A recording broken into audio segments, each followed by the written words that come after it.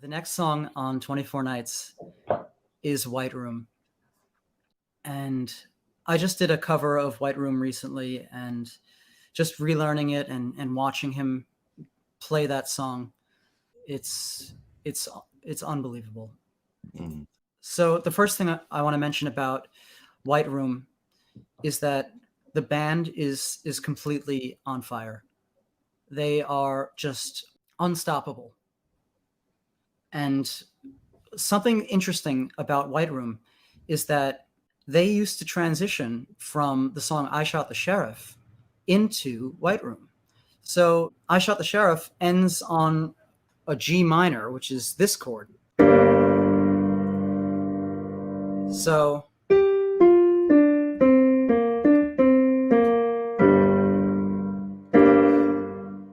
and this chord is the same chord that starts White Room.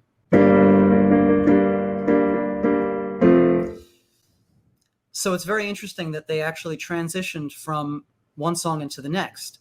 However, the DVD doesn't include I Shot the Sheriff. So at the very beginning of the song, you kind of hear these drum cymbals, and you kind of wonder, why is that happening? Why are these drum cymbals climaxing? Why is this happening?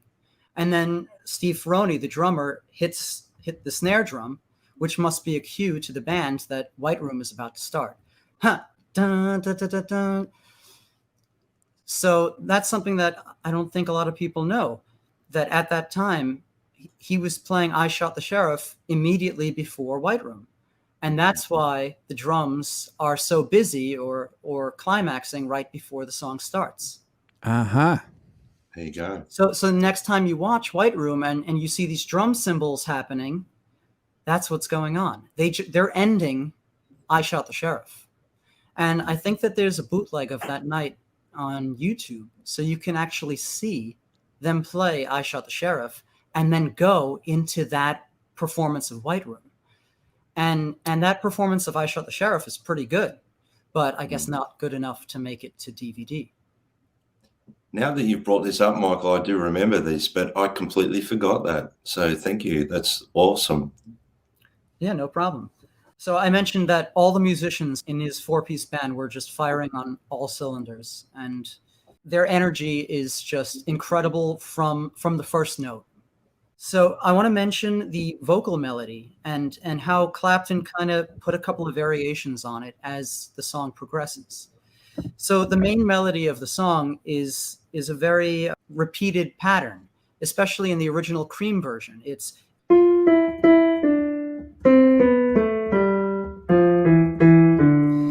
However, as the song goes on, Eric kind of changes up the verse melody, and he'll make some variations, which is a sign of comfortability with the song. And the fact that he's experimenting is also really cool, that he's making these changes to what, a lot of people would consider an iconic melody.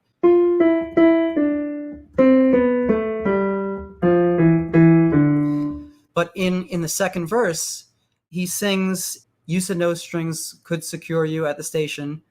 Platform ticket, restless diesels, goodbye windows," which is that same melody that I just played.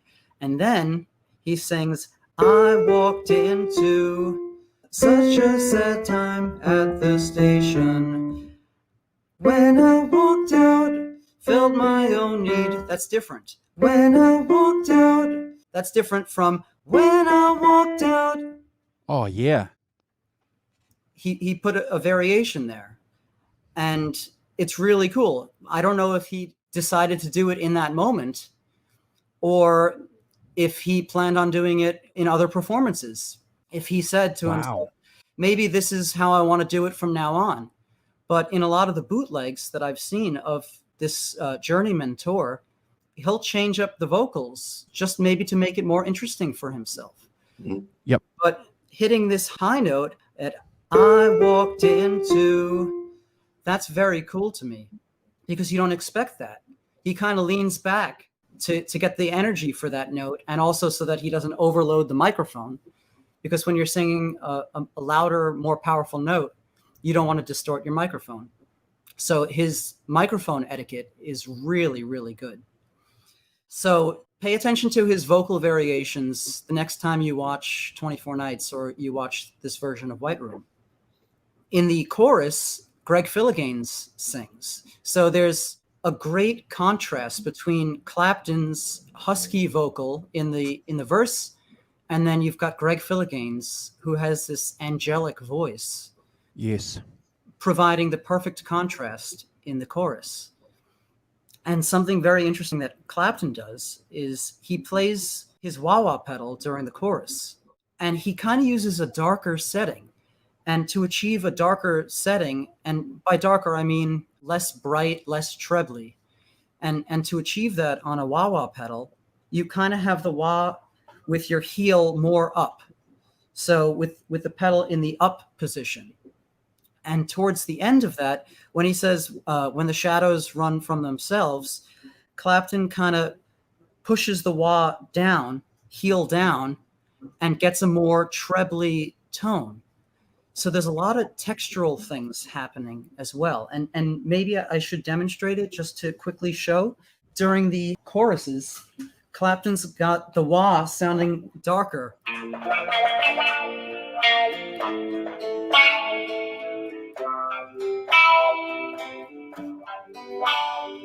And then at the end, where they say shadows run from themselves, he's pushing his foot down on the wah-wah pedal to make it treblier or brighter.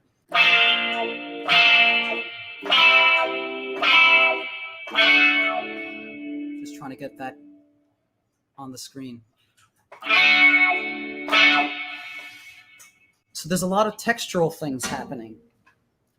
Clapton's voice and Greg Philliganes' voice, that change that happens is a textural change and a mood change because the music is changing as well. So there's a lot of very interesting textural things happening in this song. I want to mention Nathan East's bass playing. As the verses progress, the second verse, the third verse, and so on, his bass playing, he's doing what we call comping in between the vocals. And that's when you just play a little fill after a vocal is sung. And if you listen to what the bass is doing, he's performing these orchestral ideas, and they amp up the song. And Eric is loving it. You can definitely tell that it's pushing Eric to do better things. When your band is that good, amazing things can happen, and we got it recorded here. So it's amazing that we can rewatch something as miraculous as that. But they're incredible musicians. The guitar solo in White Room. Every time I watch that song, and there's that 4 beats right before his guitar solo, it can make me cry. It gets like a lump in my throat. You see him just completely engaged. This guitar and him are one. You see the sweat falling off of his hair. He is so into it that it is so inspiring. Playing to that song or anything that he's doing on this album is the most important thing that he's ever done. And it's, yeah, I could hardly speak just even thinking about it. I'm going to just 10 out of 10. On your socials, I saw you doing a little demonstration of the solo. Do you want to give us a rundown? 1, 2, 3, 4.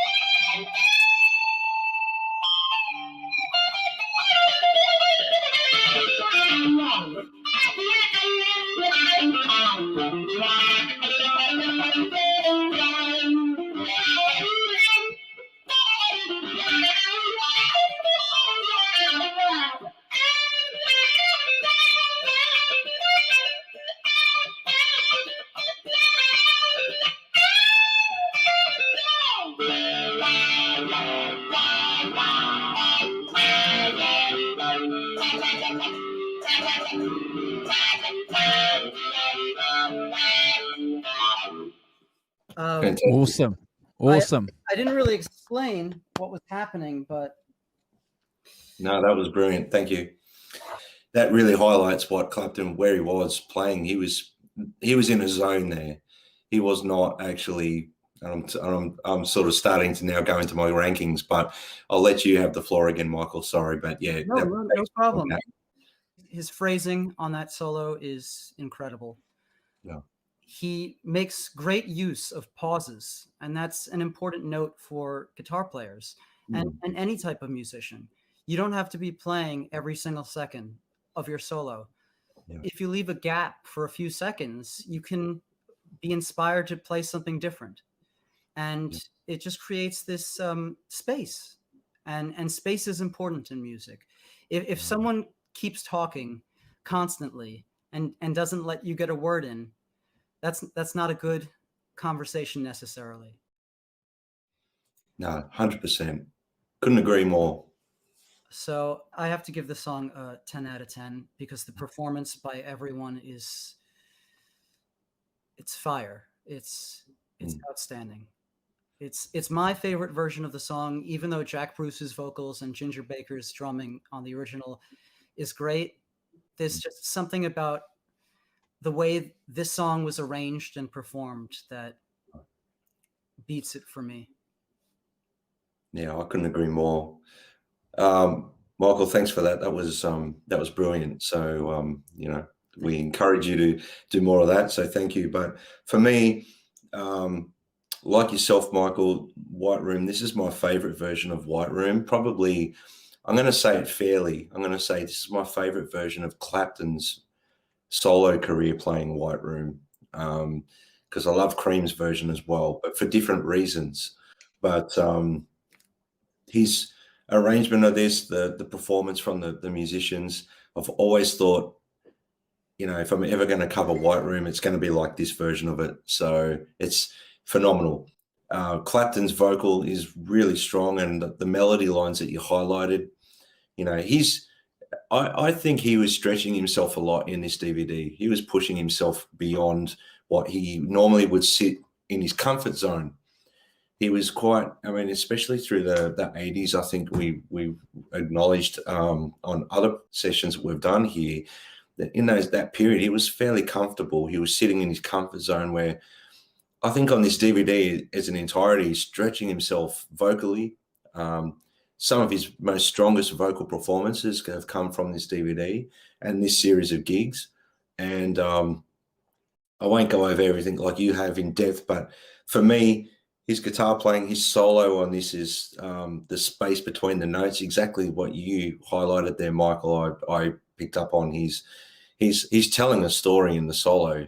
It's like, taking that little breath between saying something. So he's like, like saying, yeah, you know what? I've got a song for you, and here's my solo. Like, he's giving it breathing space, and you can hear that in his playing. But there's something that Clapton's channeling in this DVD, which I can feel he's pushing himself throughout the whole performance of the DVD and probably the series of gigs. I wish that Clapton, I know you're going to watch this at some point, please release everything you've got from this series, like everything. I don't care whether there's little, mess ups in the solo or little mess ups by the band or whatever. It doesn't matter. Just release it, please.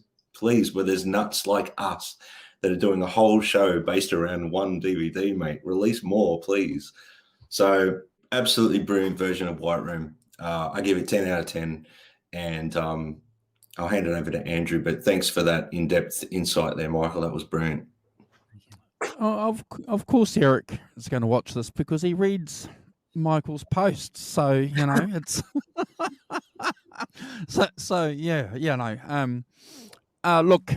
look, guys, it's the definitive version. Again, I agree with everything both of you have said, and Michael's analysis is just pure gold. So, you guys were just part of, something special there. So thank you, Michael. Guys, when I first became aware of this album, because of this song. Now, it was played on a music program here, and I think it was just before they released the album.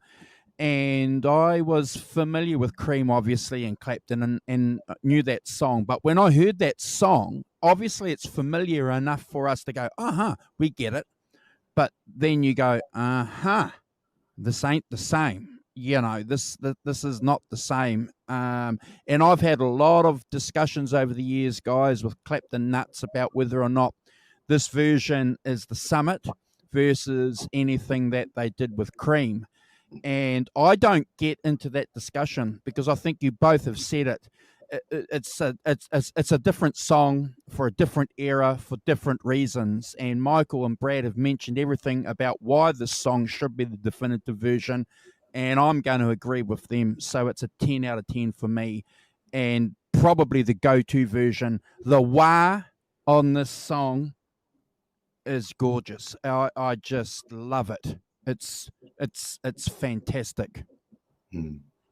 His wah playing, Andrew and Michael, in general, I think I may have mentioned it in the last episode we did, was his wah. I mean, I wish he used a wah pedal a lot more. Like his wah use is quite unique. Like you picked on there, Michael, his use of where he positions himself on the wah, he's not actually riding it like Kurt Hammett. No disrespect, Kurt, but Kurt Hammett just tends to, not really emphasize where. He's just pumping it, bro. Sorry, what was that? He's just pumping it. That's all. Yeah. Kurt. So, like, he uses it like a vocal expression. Yep.